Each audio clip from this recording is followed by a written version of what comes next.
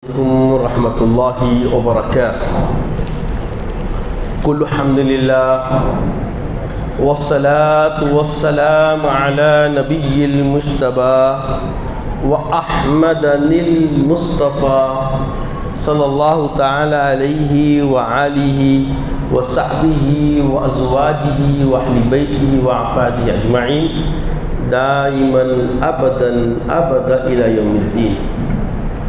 بعد حمدی والصلاة فاعوذ باللہ من الشیطان الرجیم بسم اللہ الرحمن الرحیم رضی اللہ عنہم ورضوا عنہ صدق اللہ العظیم وصدق رسولہ النبی الامین الکریم لمن الشاہدین والشاکرین.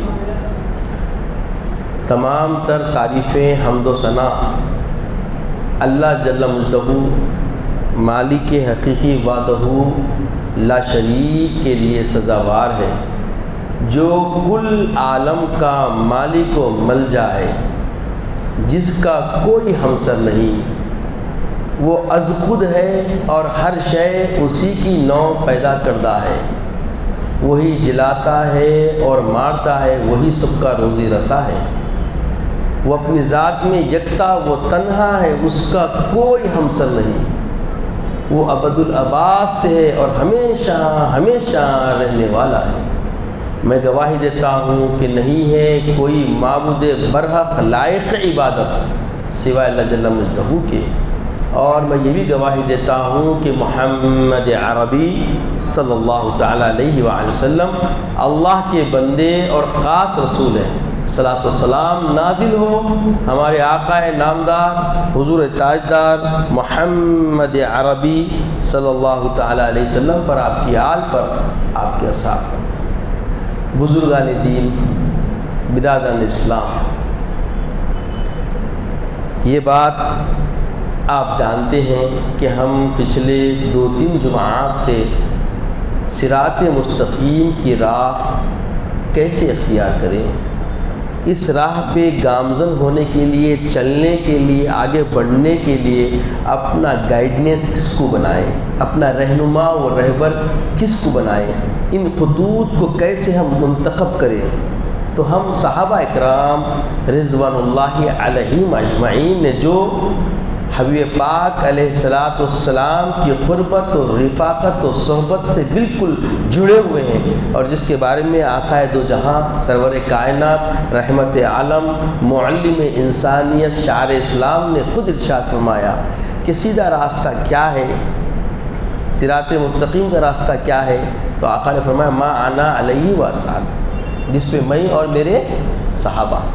تو صحابہ کی زندگی اسلام پر کس طریقے سے گامزن تھی، کس انداز اور کس طرز پر وہ اپنی زندگی گزارا کرتے تھے، اور کیسے انہوں نے اسلام کی الفت کو اپنے اندر سمیٹا، اور اس الفت کے تحت کیسے وہ ایک دم مرغوب ہو گئے اسلام کے، اور اسلام کے ہمنوا ہو گئے، اور کیسے اللہ تعالیٰ کی خصوصی عنایتیں ان پہ ہونے کے اسباب ان کی زندگیوں کے کیا اطوار تھے، کیا عادات تھے، اور کیسی روش حیات تھی ان کی، جس کی وجہ سے اللہ تعالیٰ نے خود سند دیا رضی اللہ عنہ ورضوا عنہ، اللہ ان سے راضی ہوگا، وہ اللہ سے راضی ہوگا. عزیز اور بزرگوں، ہمیں جو اسلام ملا ہے یہ ورثے میں ملا. یعنی ہمارے اجداد میں کوئی ایمان لائے تھے، یا اہل ایمان ہجرت کر کے ہندوستان آ گئے تھے، یا یہاں پہ کوئی اللہ والا آیا، صحابی آیا، کوئی آئے، ان کے ہاتھ پہ بیعت کر لی اللہ والوں کے ہاتھ پہ، یا ان پہ ایمان لا لیے ان کے توسط سے، ان کی تبلیغ سے، اور ہم تک اسلام آسانی سے پہنچ گیا. اسی لیے ہمارے پاس اسلام کی حقانیت کو سمجھنے کے لیے جو تعلیمات ہونا تھا اس سے ہم بالکل بے بہرا ہیں. اسلام کی روح سے ہم خلاش ہیں، اور اسی کو اپنے اندر ایک جولانی لانے کے لیے، تیار کرنے کے لیے، صراط مستقیم سمجھنے کے لیے ہمیں یہ سب حاصل کرنا ہے. کہ ابتدا اسلام جب شروع ہوا تو کس بات پہ اس کے مرید ہو گئے، اتنے گرویدہ جو ہو گئے صحابہ کہ ایسے گرویدہ ہو گئے کہ اپنی مال کی بھی قربانی دینے تیار ہو گئے، جان کی بھی قربانی دینے تیار ہو گئے، روحانی قربانی دینے تیار ہو گئے، اور اپنی نفس کی قربانی دینے بھی تیار ہو گئے، اور جسمانی قربانی دینے بھی تیار ہو گئے۔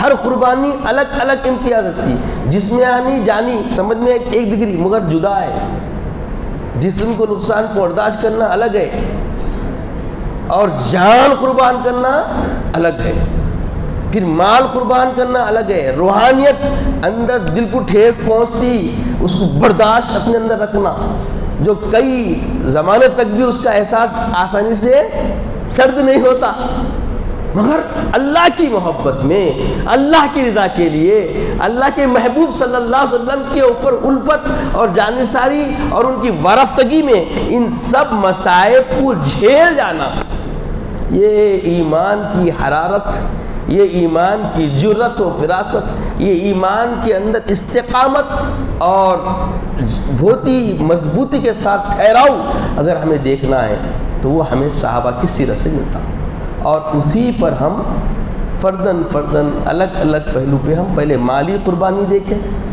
پھر جانی قربانی دیکھیں، آج روحانی قربانی کو سمجھنے کی کوشش کریں گے کہ روحانی قربانی بھی کیسے ان لوگوں نے دی ہے۔ تو اس سے پہلے پچھلے جمعہ کا تھوڑا سا اختصار رکھ دو۔ آپ نے دیکھا کہ جانی قربانی کے اندر رومیوں، جو اس وقت کے جب اسلامی حکومت حضرت سیدنا عمر فاروق رضی اللہ تعالیٰ عنہ کے دور خلافت میں سلطنت اسلامیہ بڑھ رہی تھی، تو رومیوں کے اندر بہت خطرناک طریقے کی عصبیت تھی اسلام کے خلاف میں، تو وہ لوگ اپنے حدود میں، اپنے شہر میں، اپنے بلدہ میں، اپنے ملک میں کسی غیر مسلم کو برداشت نہیں کرتے تھے۔ جیسے آج ہمارے ابنائے وطن بھی ہم سے ناروا سلوک اختیار کر کے بعض بات ایسی جگہ پہ جہاں ہم تعداد میں کم ہیں تو کچھ پہلو رومیوں کے جیسے اپنے اندر اجاگر کر رہے ہیں۔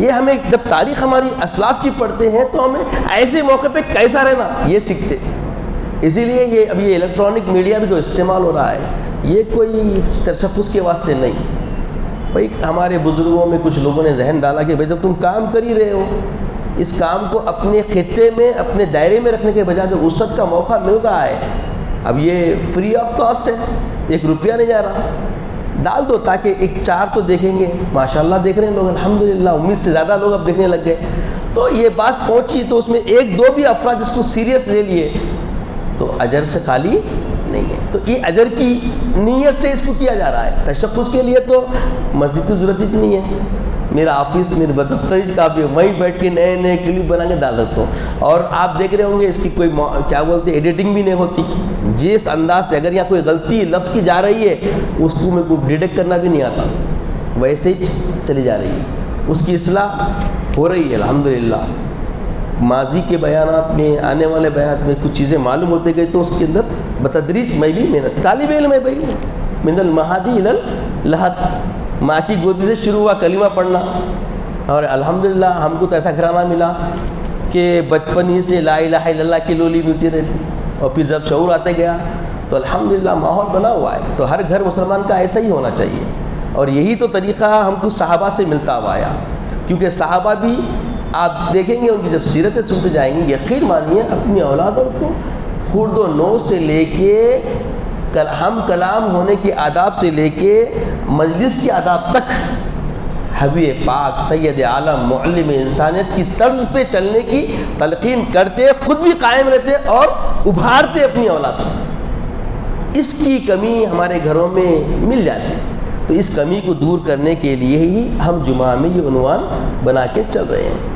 تو آپ دیکھیں کہ رومیوں جو لوگ تھے یہ بڑی خطرناک قوم تھی، تو رومیوں نے کیا کیا، اپنے وطن میں ایک پتل کا بچھڑا بنائے، تانبے کا بچھڑا بنائے اور روغان بنائے، اور اس کو دہکتی ہوئی آگ پہ رکھتے، روزانہ جو کوئی مسلمان ان کے حدود میں کوئی مل جاتا اس کو پکڑ کے لاتے، اس کو بولتے کہ تم اسلام سے پھر جاؤ، اسلام سے پھر جاؤ، منحرف ہو جاؤ اور ہمارا جو مذہب ہے قبول کر لو۔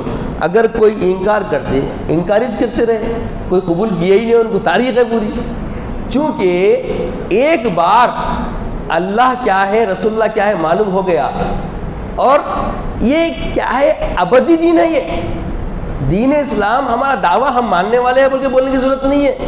ساری دنیا لوہا منوا لی اور ساری دنیا یہاں پہ گھٹنے ٹیکتی نظر آ رہی ہے، چونکہ یہ آفاقی دین ہے، یہ کسی ایک محدود خطے کے لیے، ایک خالی عرب کے لیے بول کے نہیں آیا سو دین ہے. یہ قیامت کے دن تک محشر کے میدان تک پہنچانے والا اور وہاں بھی سرفرازی دینے والا اور دنیا میں سرخرو ہو کے اب دوسروں کے لیے صرف انسانیت کا درس دینے والا، وہ حقیقی طور پہ انسٹرکشن جو ملتے ہیں اور حقیقی طرز پہ جو سمجھیے ایک نظم و ضبط ہے، وہ دین اسلام ہے. ایسا دین اتنا منظم طریقے کا ہے تو بتاؤ. ہر ایک کے پاس تطہیر کی ضرورت ہے، ہر ایک کے پاس اصلاحات کی ضرورت ہے، اور وہ ہم آپ کو دیکھ کے اپنے آپ کو اصلاح کرتے کرتے اتنی اصلاح کر لیے کہ اب روڈوں پہ معلوم ہو رہا کہ وہ ہم سارے دین سے سیکھ گئے اور ہم دین چھوڑ کے کیا کی چھوڑ گئے. بات حقیقت ہے یہ. دین اسلام کی رفاقت میں ابنائے وطن جن کو طرز زندگی نہیں معلوم، کلام کے آداب نہیں معلوم تھے، وہ اختیار کر گئے، اخلاقیات ان کے اندر آ گئے. اور جو ہم مؤدب تھے، ہمارے کردار کو دیکھ کے لوگ ایمان لاتے تھے، آج ہم عجیب شخصیت کے حامل لوگ ہیں. تو یہ وتیرے کی ذمہ داری کس پہ؟ اس کے از خود ہم ذمہ دار ہیں، اس کے از خود ہم ذمہ دار ہیں. ہم نے اپنی اولادوں کو، اپنی نسلوں کو یہ ترتیب جو ہمارے اسلاف کے ذریعے آئی منتقل نہیں کیے. تو رومیوں نے کیا کیا؟ گھیر لیتے تھے، پکڑ لیتے تھے، پکڑ کے لے آتے اور ان کے اوپر بہت جبر کرتے اور پوری کوشش کرتے کہ وہ اسلام سے منحرف ہو جائے، اسلام سے پھر جائے. اور جب دیکھتے کہ عہد کے علاوہ ان کے پاس کچھ اور نہیں ہے، اور اللہ وحدہ لا شریک کے علاوہ کسی الہ کو قبول کرنے تیار نہیں ہے، محمد رسول اللہ صلی اللہ علیہ وسلم کی وفا کے علاوہ، ان کے اکرام کے علاوہ ان کے سینے میں، ان کے ذہن و فکر میں کچھ نہیں ہے، تو ان کی عصبیت، ان کی باطل پرستی سر چڑھ جاتی اور یہ اٹھا کے وہ اس کے اندر گرم گرم زیتون کے تیل میں ڈال دیتے اور ساتھ میں کئی ایسے وفود کو پکڑتے، ایک کو ڈالتے، شاید وفود دیکھ کے دوسرے پھر جائیں گے، اور دیکھتے کہ ایک کے بعد دیگر سب کو ڈال دو، کوئی منحرف نہیں ہو رہا. یہ ہے اسلام. اس طریقے سے اسلام ہم تک پہنچا کہ اسلام لانے کے بعد سامنے باطل کیسے بھی ہتھ کنڈے استعمال کر لے، اس کے ڈر یا خوف میں آ کے اللہ احد کے نعرے کو چھوڑنا، محمد رسول اللہ کے دامن کو چھوڑنا، یہ گوارا نہیں. یہ حرارت ایمانی کی ایک ایسی حقانیت ہے کہ قیامت تک ایسے جانثار ہمارے لیے مشعل راہ بن گئے، نور ہدایت کے سرچشمے بن گئے، اور ان کی زندگیاں ہم کو اس بات کا احساس دلاتی ہے کہ یاد رکھو یہ جو خزانہ ہے نا، لا الہ الا اللہ محمد رسول اللہ کا، ایسا خزانہ دوسرا کوئی دنیا میں آیا ہی نہیں اور ہو سکتا ہی نہیں. اور اس خزانے کی حفاظت نہ صرف ہمیں کرنا ہے، ہم محافظ بننا نہیں ہے، ہماری نسلوں کو بھی اس کا محافظ بنانا ہے. تو اس طریقے سے جسمانی قربانی دے کے صحابہ نے ہم تک ایمان کو پہنچایا. صراط مستقیم کی راہ ہمارے لیے آسان پیش فرمائی کہ صراط مستقیم کی راہ بس ایسی ہی ہے کہ ہم اس پہ جب آ گئے تو اب کسی چیز سے بتائیے، اسلام میں کوئی کجی ہے تو بتائیے، کوئی کمی ہے تو بتائیے، اور اس کی اصطلاحات کی اب کسی کو ضرورت ہی نہیں، کیونکہ اللہ کے حبیب صلی اللہ علیہ وسلم جب اعلان فرمایا اکملت لکم دینکم کا جب معاملہ آیا، یہ سند جب ملی، یہ کوئی معمولی بات نہیں. دین جب مکمل ہو گیا، ہر زاویے سے، ہر گوشے سے، ہر اعتبار سے دین کیا ہو گیا؟ مکمل ہو گیا. اب رہنمائی چاہیے. آپ دیکھیے کون سے موضوع پہ ہے؟ جی پانی ہے یہاں پہ، ہے بارک اللہ، اچھا جزاک اللہ. ہر صورت آپ دیکھیں، ہر زاویہ دیکھیں، ہر گوشہ دیکھیں، کس گوشے میں آپ کو رہنمائی چاہیے اسلام کی بنیاد بتائیے. کوئی ایک تو سوال کر کے دیکھیں. اسلام بالکل مستعد طریقے سے آپ کی رہنمائی کرتا، رہبری کرتا، اور رہبری بھی ایسی رہبری سننے والا ماننے کے علاوہ اس کے پاس کوئی چارہ نہیں. سننے والے کو ماننے کے علاوہ کوئی چارہ نہیں. کیوں؟ نفس انسان کی تباہ کو بھانے والے خطوط کا نام اسلام ہے. اسلام عین طبیعت انسانیت پہ بالکل گامزن کرنے کے لیے آیا ہے. اس لیے آقا دو جہاں سرور کائنات صلی اللہ علیہ وسلم کو ساری دنیا معلم انسانیت سر بخم قبول کرتی. یہ پیارے آقا علیہ السلام کو اللہ نے ایسی زندگی عطا فرمائی کہ اسلام بعد میں آیا, اعلان بعد میں ہوا, مگر آقا دو جہاں نے جو, کیونکہ ایک بات یہ پتہ ہی ہے, ہمارا عقیدہ ہے, مگر عام آدمی بھی جاننا چاہتا ہے تو اس کے لیے بھی دیکھیں کھلا خلاصہ ہے. کیا ہے؟ نبی پیدائش نبوت پہ بالکل حامل ہوتا اور اس پہ مکمل قائم و دائم رہتا. اعلان کرنے کا امر اللہ بعد میں بھیجتا. جیسا آقا 40 سال کے بعد اعلان کرو تو اعلان کرے, مگر پیدائشی طور پہ نبوت پہ فائز رہتے. وہی نبوت کے نورانی جو ہے نا کرنیں تھیں جو آقا علیہ السلام کے کردار سے پورے خطے عرب کو بدل کے رکھ دیا. یہ کیا کم معجزہ ہے, بعد میں قرآن اترا ہے, بنائی ہے فضا سرکار نے کردار سے پہلے. آقا دو جہاں اپنے اخلاق, حسن اخلاق کے ذریعے, کیسے اخلاق آقا صلی اللہ علیہ وسلم, ابتدا اسلام ہے.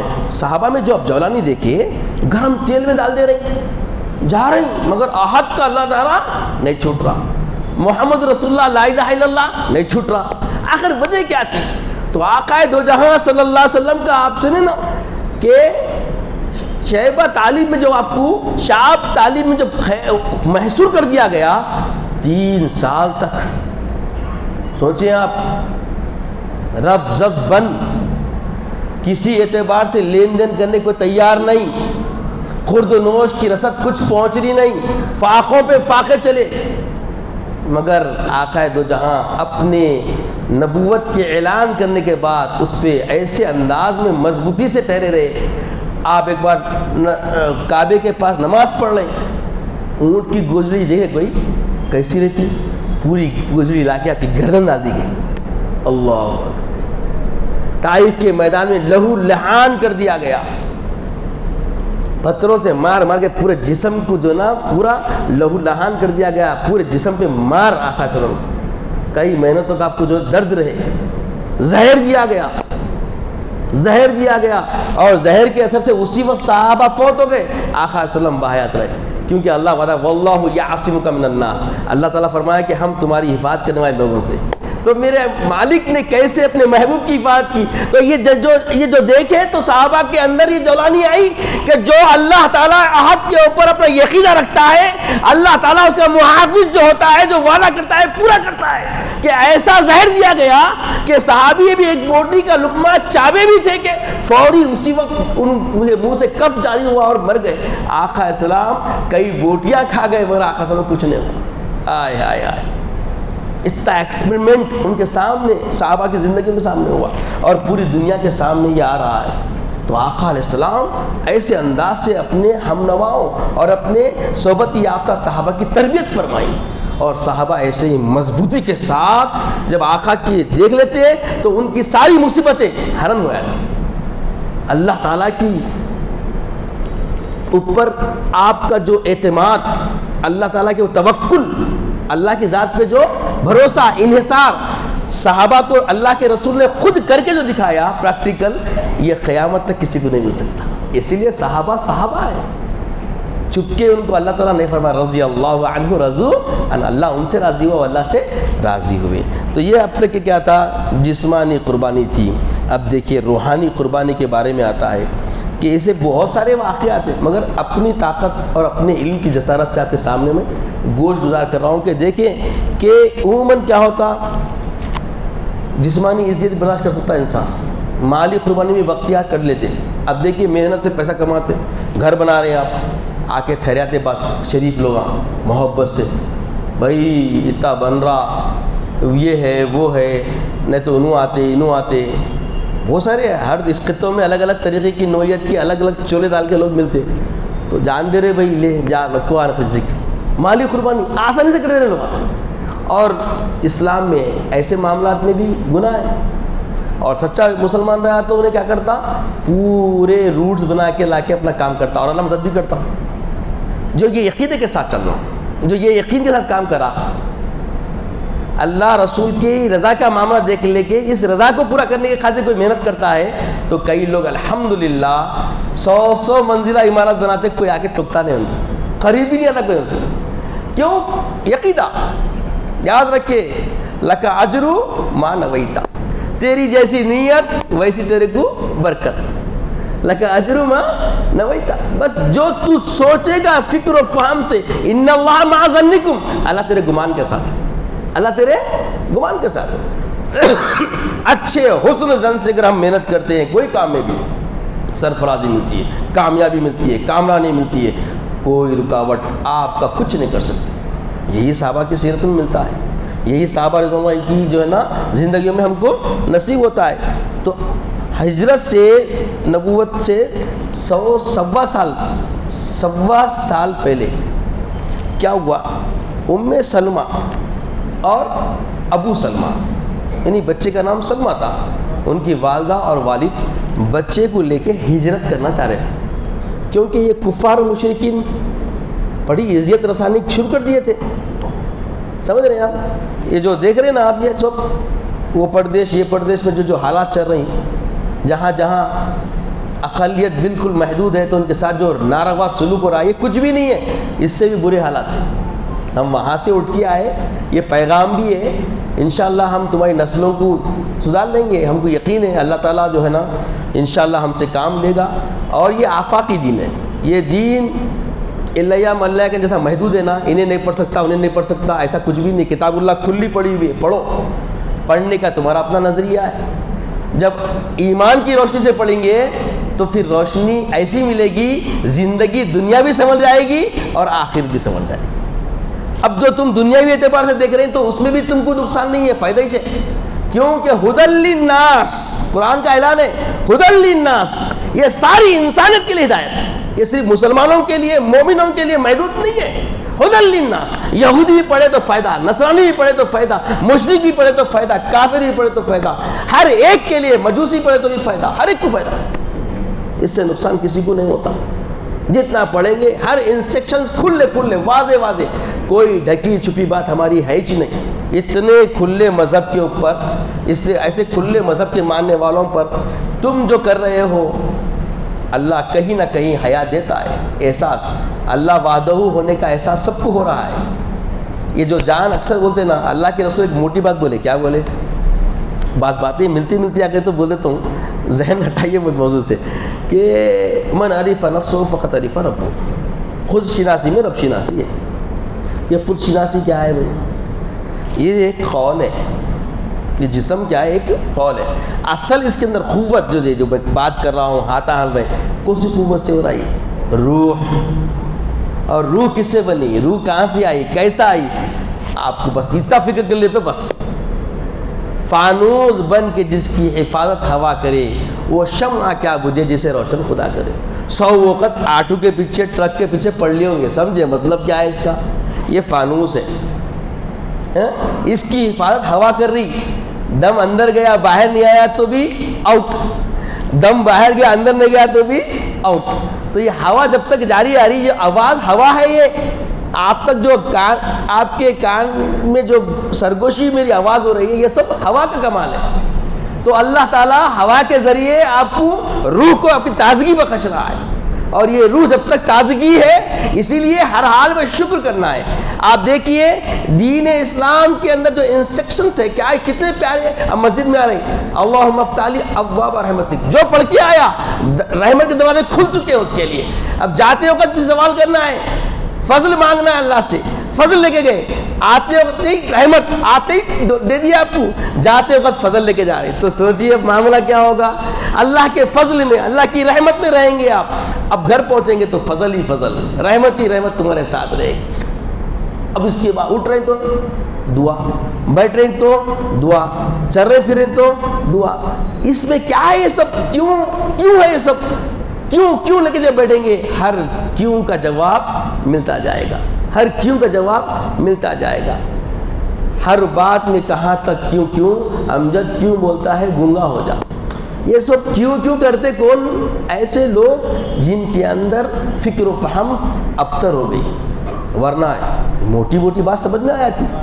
تو حضرت ابو سلمہ اور ام سلمہ اپنے فرزند کو لے کے 1.25 سال پہلے ہجرت سے نکلے۔ ایک ہی اونٹ تھا ان کے پاس، اونٹ پہ ام سلمہ کو بٹھا لیے، ان کے ننھے منھے سلمہ جو فرزند تھا منا اس کو بٹھا لیے، ابو سلمہ نکیل پکڑ کے نکلنے لگے۔ ادھر سے ان کے قبیلے آ گئے، ام سلمہ جو ان کے سسرالی رشتے کے لوگ تھے آگے بولے ہماری بچی کو تم نہیں لے آ سکتے، تم اسلام لا لیے، ہماری بچی ایمان لا لیے، سب چیزیں یہ ہم برداشت کر رہے یہی بہت ہے، اب تم ہجرت کر کے جا رہے ہیں، یہاں رکھ کے ایذائیں دے رہے تھے تو ایذا سے بچنے کے لیے جانا چاہ رہے ہیں، تو آ کے پورے گھیر لیے، گھیر کے بولے تم جانا ہے جاؤ، ہماری بچی کو ہم لے آتے ہیں بول کے اونٹ کی نکل چھین لیے ان کے ہاتھ سے۔ ادھر سے ابو سلمہ کے قبیلے کے لوگ آ گئے، پورے آ کے بولے بھائی یہ جو بچہ ہے اس کے وارثین ہمارا وارث ہے یہ نہیں، لہٰذا ہم یہ بچے کو لے آتے۔ انہوں ادھر سے ہاتھ پکڑ کے کھینچ رہی، ادھر سے ام سلمہ کے قبیلے والے کھینچ رہے، کھینچم کانی میں وہ ہاتھ ایسا کچھ لنک آیا کہ پوری زندگی ہاتھ میں درد رہا بچے کے، ننھا منا بچہ، ہاتھ کی ہڈی ٹوٹ گئی، اور آخر کار بچے بھی چلے گئے، بچہ قبیلے میں یہ، عورت ادھر قبیلے میں۔ حضرت ابو سلمہ رضی اللہ تعالیٰ عنہ محبت خدا میں، الفت رسول میں ہجرت مدینہ چلے گئے۔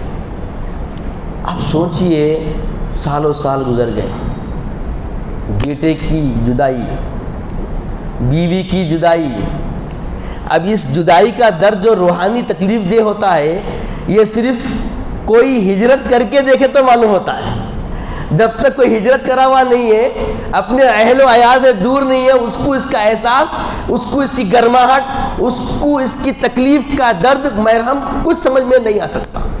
یہ کوئی ہجرت کرے تو معلوم ہوتا ہے۔ پھر اس کے بعد دیکھتے کہ روزانہ صبح صبح ام سلمہ ایک ٹیلے پہ آتی، بیٹھتی، رو رو کے دعائیں کرتی اللہ تعالیٰ سے، اللہ جلد سے جلد وصل کا معاملہ فرما، یہ کیا ہے دشمنوں نے کیسا کر دیا کام، بچہ ایک طرف، ماں ایک طرف، ماں شوہر کو چھوڑ سکتی مگر بیٹے کو سینے سے چن کے لے کے چلے گئے، چھوٹے بڑے بچے کو چنو منو ننھے منھے کو لے کے چلے گئے۔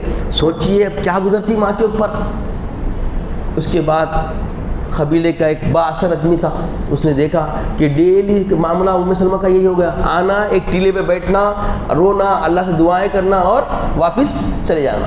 تو دیکھ کے درد آیا، تو بولے بھائی نہیں، یہ معاملہ ایسا نہیں ہے، ہم امن کا پیغام دینے والے، ہم لوگوں کے لیے بھلائی کا کام کرنے والے، مگر ہماری کتنا بھی ہو یا قبیلے کی بیٹی ہے، لہٰذا اس کو اس کے شوہر کو بھیج دیں گے، کچھ باتیں کرے، پھر جا کے ان کے گھر والوں سے بات کرے۔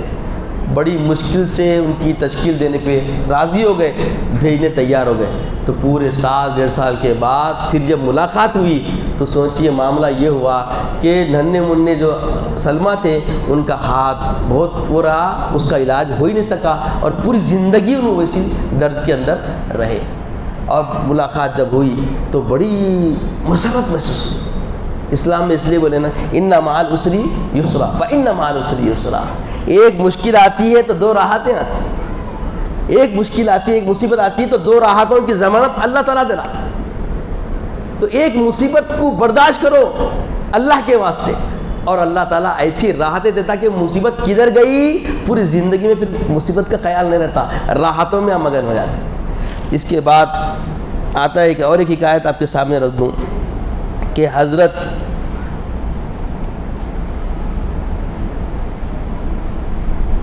خنسہ رضی اللہ تعالیٰ عنہ، یہ جو ہے ایک خاتون ہے جو 4 نوجوان بیٹوں کو، 4 نوجوان بیٹوں کو، اچھی عمر رسیدہ بڑھیا تھی یہ حضرت خنسہ رضی اللہ تعالیٰ عنہ، اپنے 4 بیٹوں کو لے کر یہ تشریف لائی اور قدسیہ کے جنگ میں اپنے بچوں کو بولی کہ جاؤ رسول اللہ کی محبت میں اللہ کے لیے، دین اسلام کے لیے جہاد کرو۔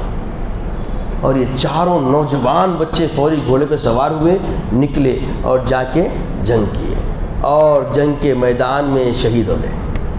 اور 4 بچوں کی شہادت کی خبر جب پہنچی تو اللہ کی بارگاہ میں دعا کی کہ مولا میرے بچوں کی شہادت قبول فرما اور مجھے ان کے ساتھ جوار رحمت میں جگہ عطا فرما۔ مولا کیا کروں، تو نے مجھے 4 ہی بیٹے دیے تھے، اور بھی کچھ بیٹے تھے تو میں اللہ کے رسول پہ قربان کر دیتی۔ ہائے ہائے ہائے ہائے، آپ سوچیں، بات میں بہت محدود الفاظ میں آپ کے گوش گزار کر دیا، مگر دیکھیں اس کی حرارت کو، دیکھیں اس ماں کے احساس کو، دیکھیں ماں کہہ رہی ہے نوجوان بچوں کو کہ ایسا جذبہ ایمانی اگر ہمارے خواتین اسلام میں اجاگر کر جائے، پھر احیا کر جائے، تو سوچیں نوجوانوں کا معاملہ کیا ہوگا، نوجوان کیسے جیالے پیدا ہوں گے، اور ان کے جذبات ایمانی کے سامنے باطل ٹھہر کر تو دکھائے۔ آج کمی اگر کوئی چیز کی ہے تو حرارت ایمانی کی کمی ہے، تربیت کی کمی ہے۔ ماں ایسی ہوگی تو اولاد تو شہید ہونے کے لیے تیار ہوگی، اور جب اولاد شہید ہونے تیار ہوگی تو اسلام کے محافظین کی فکر نہیں ہوگی، ہر گھر میں محافظ محفوظ ہوگا۔ آج ہر گھر ایسا ہے کیا؟ ہر ماں ایسی ہے کیا؟ عزیزوں اور بزرگوں، یہ صحابیات کی زندگی، یہ صحابہ کی زندگی ہمیں بتلا رہی ہے صراط مستقیم کا راستہ ایثار قربانی کے بغیر اس پہ ٹھہرنا، اس پہ چلنا سہل نہیں ہے۔ ایثار و قربانی کے لیے تیار ہو جائیے، مستعد ہو جائیے۔ انشاءاللہ ہمارا یہ موضوع چلتا رہے گا کیونکہ وقت نے ہمارا ساتھ چھوڑ دیا ہے۔ اللہ تعالیٰ سے دعا ہے کہ یا الہ العالمین ہمیں نیک توفیق عطا فرما، نیک ہدایت عطا فرما۔ اے بار الہ ہمیں صحابہ کی طرح طرز پہ زندگی گزارنے والا بنا، ہمیں استقامت عمل کی توفیق عطا فرما، عزت کی اسلام کی زندگی عطا فرما، خاتمہ بالخیر فرما، وقت نظر کلمہ طیبہ عطا فرما، اپنے حبیب پاک صلی اللہ علیہ وسلم کا دیدار عطا فرما۔ سبحان اللہ و بحمدہ، سبحان اللہ العظیم والحمد للہ رب العالمین۔